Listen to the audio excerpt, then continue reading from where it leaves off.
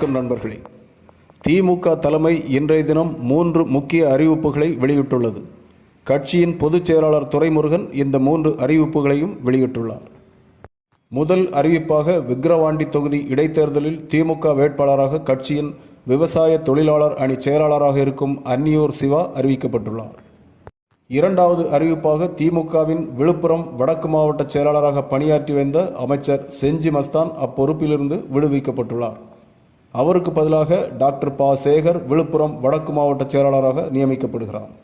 மூன்றாவது அறிவிப்பாக விழுப்புரம் தெற்கு மாவட்ட செயலாளராக இருந்த புகழேந்தி எம்எல்ஏ மறைந்துவிட்ட காரணத்தால் அவருக்கு பதிலாக கௌதம் சிகாமணி மாவட்ட செயலாளராக அறிவிக்கப்பட்டுள்ளார். நண்பர்களே, இந்த வீடியோ பதிவு பிடிச்சிருந்தால் லைக் பண்ணுங்கள், ஷேர் பண்ணுங்கள், மறக்காமல் சப்ஸ்கிரைப் பண்ணுங்கள். நன்றி, வணக்கம்.